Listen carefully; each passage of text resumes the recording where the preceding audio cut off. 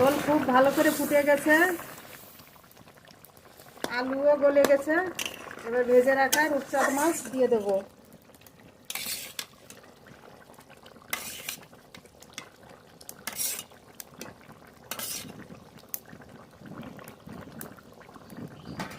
উপর দিয়ে চেরা কাঁচা লঙ্কা দেবো,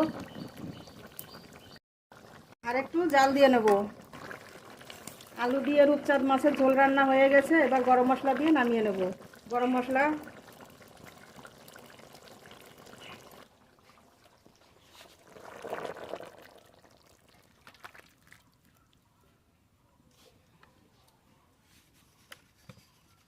মাছের ঝোল তো রান্না হয়ে গেছে। এবার পেটির ভাপা করব।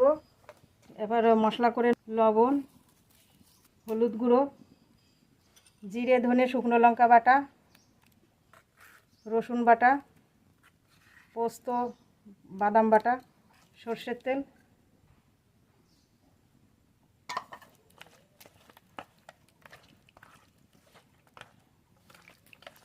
প্রত্যেকটা মাছে মশলা খুব ভালো করে মাখিয়ে নেব।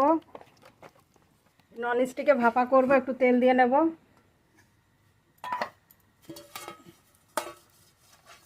প্রত্যেকটা মাছের পিস এভাবে সাজিয়ে দেব।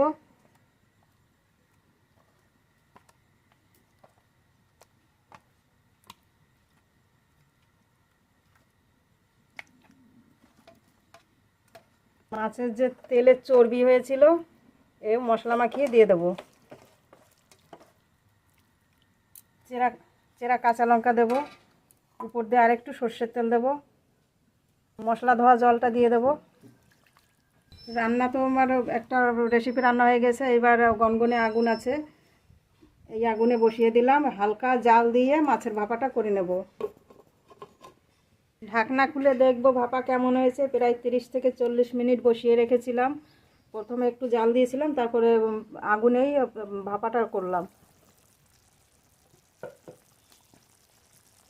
কত সুন্দর জাল হচ্ছে।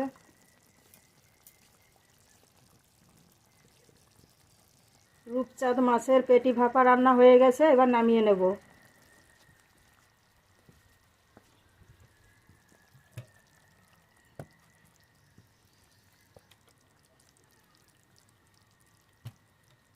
তা বন্ধুরা, রান্না তো দেখলেন।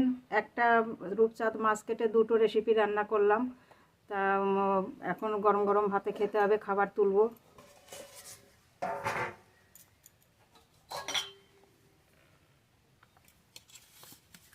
মাছের ঝোল